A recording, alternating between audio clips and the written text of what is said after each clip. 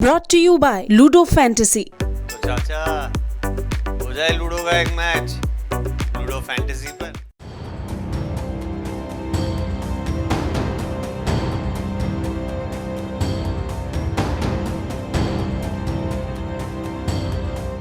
दो 2021 का हरिद्वार कुंभ, यूपी का पंचायत चुनाव और पश्चिम बंगाल में हुए विधानसभा चुनाव के दौरान पैदा हुए हालात गवाह हैं लापरवाही के आगे क्या होता है। लेकिन सत्ता की लालसा के आगे क्या सियासतदान कोरोना को तरजीह देंगे? क्या महामारी के भयंकर रूप को देखते हुए चुनाव को टाला जा सकता है? इन सब सवालों का जवाब तो फिलहाल हम नहीं दे सकते। हालांकि उत्तर प्रदेश कांग्रेस ने चुनाव आयोग को चिट्ठी लिखकर यह मांग की है कि बड़ी रैलियों पर रोक लगाई जाए। कोरोना के खतरे को देखते हुए कांग्रेस ने चुनाव आयोग से वर्चुअली रैली पर जोर देने की मांग की है। इलाहाबाद हाई कोर्ट के जस्टिस शेखर कुमार यादव ने विधानसभा चुनाव टाल देने की प्रधानमंत्री नरेंद्र मोदी से अपील की थी और उसके बाद चुनाव आयोग भी हरकत में आ गया। चुनाव न टलने थे, नहीं टाले गए। लखनऊ में राजनीतिक दलों के साथ राय मशवरे के बाद चुनाव आयोग ने प्रेस कॉन्फ्रेंस बुलाकर बताया कि सभी पार्टियों ने समय पर ही चुनाव कराने की मांग की है। हाँ, उनकी तरफ से कोविड प्रोटोकॉल के साथ चुनाव कराए जाने की सलाह दी गई है। मुख्य निर्वाचन आयुक्त सुशील चंद्रा ने कई और महत्वपूर्ण बातें बताई। मसलन अधिकारियों ने हमें बताया कि 50% आबादी का पूरी तरह से टीकाकरण हो गया है। हमने आदेश दिया है कि सभी को कम से कम टीके की एक खुराक दी जाए, हर पात्र व्यक्ति को जल्द से जल्द दूसरी खुराक मिल जाए, वगैरह वगैरह। लेकिन इस बीच सूत्रों के हवाले से खबर आ रही है कि चुनाव आयोग चुनाव को लेकर कई तैयारियों में जुटा है। बताया जा रहा है कि आगामी विधानसभा चुनाव के लिए निर्वाचन आयोग की गाइडलाइन और उस पर अमल और सख्त होगा।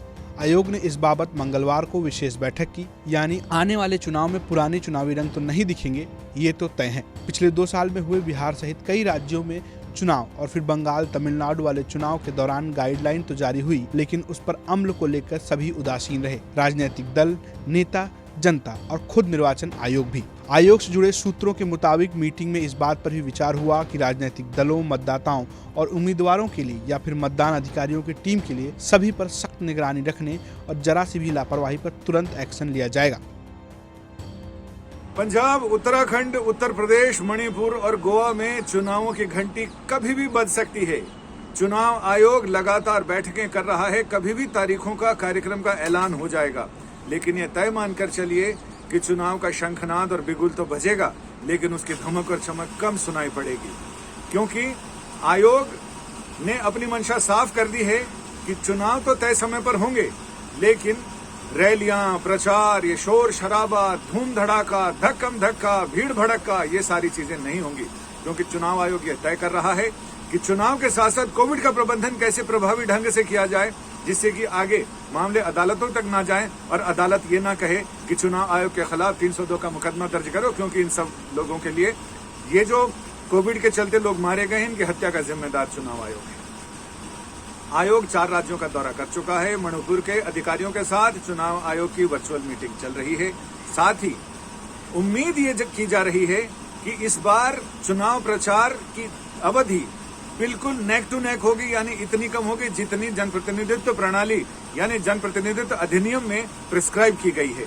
यानी 21 से 25 दिनों का समय होगा, जब अधिसूचना जारी होने के बाद से और मतदान होने तक 28 दिन या उससे ज्यादा की अवधि नहीं होगी।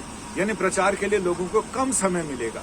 इसके साथ ही रैलियों पर या तो पाबंदी लगेगी या फिर ऐसे सीमित संख्या के मुताबिक और सीमित संख्या में रैलियां होंगी, जिससे कि ज्यादा लोगों को एक जगह इकट्ठा होने का मौका ना मिले। इसके साथ ही आयोग ने यह भी तय किया है कि ऑब्जर्वर्स की संख्या बढ़ा दी जाएगी, यानी चप्पे चप्पे पर वीडियो कैमरा लेके लोग तैनात होंगे। नेता अपनी मनमानी नहीं कर सकते। पिछली बार तक मनमानियां होती थी, यानी बिहार विधानसभा के चुनाव हुए, उसके साथ बाकी अन्य विधानसभाओं के हुए। इसके अलावा पश्चिम बंगाल, तमिलनाडु, केरल, इन विधानसभाओं के चुनाव हुए। उस समय भी लापरवाहियां तो तब भी की गई, लेकिन अक्सर ये देखा गया कि लापरवाहियों पर त्वरित कार्रवाई नहीं हुई। चुनाव आयोग ने तय कर लिया है कि अब इस तरह की शिकायतें मिलते ही फौरन कार्रवाई होगी और सख्त कार्रवाई की जाएगी, ताकि लोगों को इस मामले में समझ में आए कि कोविड से भी लड़ना है और चुनाव भी लड़ना है। दोनों लड़ाइयां कैसे संभव हो सकती हैं, यानी दोनों में वाह वाह हो। इसके साथ ही रैलियों के दौरान, चुनाव प्रचार के दौरान संख्या बिल्कुल सीमित रहेगी। पोलिंग बूथ की संख्या बढ़ा दी जा रही है। हर बूथ पर पहले जहां अधिकतम वोटरों की संख्या 1500 थी, अब 1250 कर दी गई। दिल्ली से संजय शर्मा की रिपोर्ट, यूपी तक।